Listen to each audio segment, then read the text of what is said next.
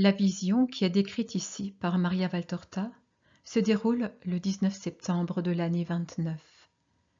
Jésus arrive au temple de Jérusalem, entouré et protégé par de nombreux disciples. Il se regroupe dans la cour dite des païens. Jésus annonce publiquement le thème de son discours, l'eau vive. Et il va commenter la prophétie d'Ézéchiel sur les châtiments de Jérusalem, les visions du prophète sur les ossements desséchés et celle de l'eau jaillissant de dessous le temple.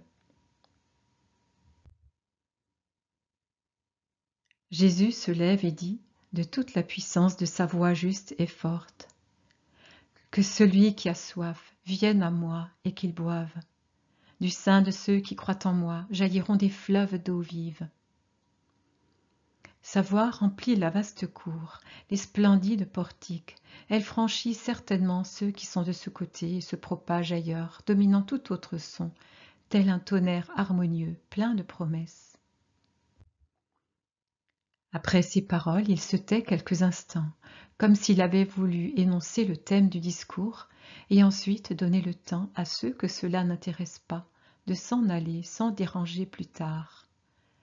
Les scribes et les docteurs se taisent, ou plutôt baissent la voix, en un murmure certainement malveillant. Quant à Gamaliel, je ne le vois pas. Jésus s'avance au milieu de la foule qui s'ouvre à son arrivée pour se refermer derrière lui, de sorte que le demi-cercle se change en anneau. Il marche lentement, majestueusement. Il semble glisser sur les marbres du dallage, avec le manteau un peu ouvert qui lui fait une sorte de traîne. Il va jusqu'au coin du portique, de la marche qui donne sur la cour, et s'arrête là. Il domine ainsi deux côtés de la première enceinte. Il lève le bras droit, c'est le geste qu'il fait d'ordinaire quand il commence à parler, et, de la main gauche sur la poitrine, il retient son manteau. Il répète ces mots du début. « Que celui qui a soif vienne à moi et boive. Du sein de ceux qui croient en moi jailliront des fleuves d'eau vive. » Celui qui a assisté à la théophanie du Seigneur, le grand Ézéchiel, prêtre et prophète, avait vu prophétiquement les actes impurs accomplis dans la maison profanée du Seigneur. Il avait vu, toujours prophétiquement, que seuls ceux qui sont marqués du tau seront vivants dans la vraie Jérusalem, alors que les autres connaîtront massacre, condamnation et châtiment. Ô vous qui m'écoutez, ce temps est proche, plus proche que vous ne l'imaginez. C'est pourquoi je vous exhorte, en tant que maître et sauveur, à ne pas tarder davantage, à vous marquer du signe qui sauve, à rechercher et à intérioriser la lumière et la sagesse, à vous repentir et à pleurer, pour vous et pour les autres, pour pouvoir vous sauver. Ézéchiel, donc, après avoir vu tout cela, et plus encore, décrit une terrible vision, celle des ossements desséchés. Un jour viendra où, sur un monde mort, sous un firmament éteint, apparaîtront au son de la trompette angélique des multitudes d'ossements de mort. Comme un ventre qui s'ouvre pour enfanter, ainsi la terre expulsera de ses entrailles tous les os des hommes qui sont morts sur elle et ont été ensevelis dans sa boue, depuis Adam jusqu'au dernier homme.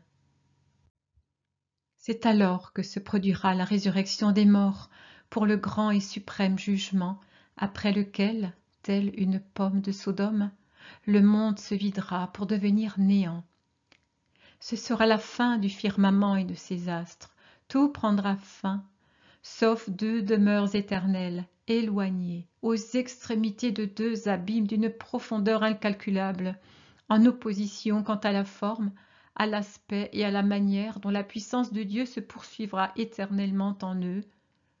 Le paradis, lumière, joie, paix, amour, et l'enfer, ténèbres, souffrance, horreur, haine. Mais croyez-vous que parce que le monde n'est pas encore mort et que les trompettes angéliques ne sonnent pas le rassemblement, le champ sans limite de la terre n'est pas couvert d'ossements sans vie, complètement desséchés, inertes, séparés, morts, mort, mort. En vérité, je vous dis qu'il en est ainsi. Parmi les êtres vivants, parce qu'ils respirent encore, innombrables sont ceux qui ressemblent à des cadavres, aux ossements desséchés vus par Ézéchiel. Qui sont-ils? Tous ceux qui n'ont pas en eux la vie spirituelle. Il y en a en Israël comme dans le monde entier. Que parmi les païens et les idolâtres, il n'y ait que des morts qui attendent d'être vitalisés par la vie, c'est chose naturelle, et qui ne fait souffrir que ceux qui possèdent la vraie sagesse.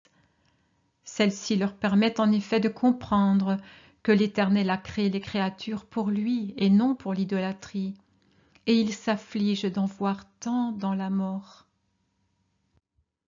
Mais si le Très-Haut éprouve une telle douleur, et elle est déjà grande, que doit-elle être pour les membres de son peuple, qui sont des ossements blanchis, sans vie, sans esprit? Ceux qui ont été élus, préférés, protégés, nourris, instruits par lui directement, ou par ses serviteurs et ses prophètes, pourquoi doivent-ils être coupablement des ossements desséchés, alors que pour eux, il a toujours coulé du ciel un filet d'eau vitale qui les a abreuvés de vie et de vérité? Pourquoi se sont-ils desséchés, eux qui ont été plantés dans la terre du Seigneur? Pourquoi leur âme est-elle morte, quand l'Esprit éternel a mis à leur disposition tout un trésor de sagesse pour qu'ils l'atteignent et en vivent? Lequel d'entre eux et par quel prodige pourra revenir à la vie, s'ils ont abandonné les sources, les pâturages, les lumières données par Dieu, s'ils avancent à tâtons dans le brouillard, boivent à des sources qui ne sont pas pures, et se repaissent d'aliments qui ne sont pas sains? Ils ne reviendront donc jamais à la vie? Si, je le jure au nom du Très-Haut, beaucoup ressusciteront. Dieu a déjà préparé ce miracle, et même il est déjà à l'œuvre. Il a déjà agi en certains, et des ossements desséchés se sont revêtus de vie. Le Très-Haut, à qui rien n'est interdit, a tenu sa promesse. Il reste fidèle et ne cesse de la parachever. Du haut des cieux, il crie à ces ossements qui attendent la vie. Voici, je vais répandre en vous l'esprit, et vous vivrez. Et il a pris son esprit, il s'est pris lui-même. Il a formé une chair pour revêtir sa parole, et l'a envoyée à ses morts pour que par elle la vie se répande de nouveau en eux. Que de fois au cours des siècles Israël a crié: nos os sont desséchés, notre espérance est morte, nous sommes séparés. Mais toute promesse est sacrée, toute prophétie est vraie. Voici venu le temps où l'envoyé de Dieu ouvre les tombes pour en faire sortir les morts et les vivifier, pour les conduire avec lui dans le véritable Israël, dans le royaume du Seigneur, dans le royaume de mon Père et du vôtre. Je suis la résurrection et la vie. Je suis la lumière venue pour éclairer ceux qui gisaient dans les ténèbres. Je suis la source d'où jaillit la vie éternelle. Celui qui vient à moi ne connaîtra pas la mort. Que celui qui a soif de vie vienne et boive. Que celui qui veut posséder la vie, c'est-à-dire Dieu, croit en moi, et de son sein jailliront non pas des gouttes, mais des fleuves d'eau vive. Car ceux qui croient en moi formeront avec moi le temple nouveau, d'où jaillissent les eaux du salut dont parle Ézéchiel. Venez à moi, ô peuple, venez à moi, ô créatures. Venez former un unique temple, car je ne repousse personne. Mais par amour, je vous veux avec moi, dans mon travail, dans mes mérites, dans ma gloire. Et je vis les eaux qui sortaient de dessous le seuil du temple, vers l'Orient, et les eaux descendaient de dessous le côté droit, au sud de l'autel. Ézéchiel 47. Ce temple, poursuit Jésus, ce sont ceux qui croient dans le Messie du Seigneur, dans le Christ, dans la loi nouvelle, dans la doctrine du temps du salut et de la paix. Comme les murs de ce temple sont formés de pierre, ces dames vivantes que seront formées les murailles mystiques du temple qui ne mourra pas pour toujours, et qui, de la terre, s'élèvera vers le ciel, comme son fondateur, après la lutte et l'épreuve. Cet autel d'où jaillissent les eaux, cet autel à l'Orient, c'est moi. Et mes eaux jaillissent de la droite, car la droite est la place des élus au royaume de Dieu. Elles jaillissent de moi pour se déverser en mes élus et les enrichir des eaux vitales, chargées de les conduire, de les répandre au nord et au midi, au levant et au couchant, pour donner la vie à la terre chez ces peuples qui attendent l'heure de la lumière, l'heure qui viendra, qui devra absolument venir partout avant que la terre ne cesse d'exister. Mes eaux jaillissent et se répandent, mêlées à celles que moi-même j'ai données et donnerai à mes disciples.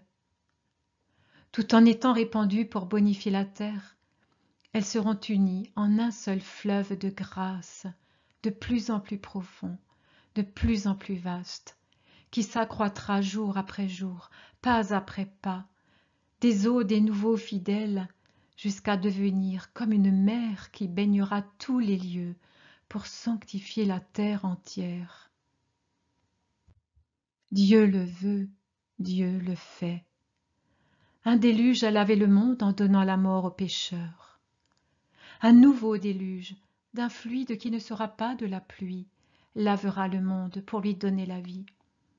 Et, par une mystérieuse action de grâce, les hommes pourront faire partie de ce déluge sanctificateur en unissant leur volonté à la mienne, leur fatigue à la mienne, leur souffrance à la mienne. Alors le monde connaîtra la vérité et la vie, et qui voudra y participer le pourra. Seuls ceux qui ne voudront pas être nourris des eaux de la vie deviendront un lieu marécageux et pestilentiel, où resteront-elles et ne connaîtront pas les récoltes abondantes des fruits de grâce, de sagesse, de salut que posséderont les hommes qui vivront en moi. En vérité, je vous dis, une fois de plus, que celui qui a soif et vient à moi, boira et n'aura plus soif, car ma grâce ouvrira en lui des sources et des fleuves d'eau vive. Et celui qui ne croit pas en moi périra comme un marais salant où la vie ne peut subsister. En vérité, je vous dis qu'après moi, la source ne se tarira pas, car je ne mourrai pas, mais je vivrai.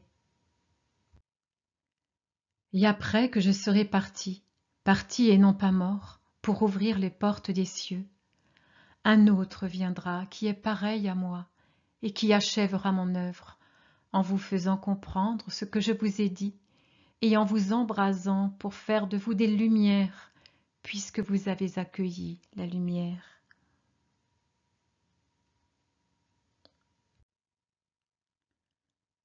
La foule, très nombreuse, ayant entendu ce discours, est dans l'admiration.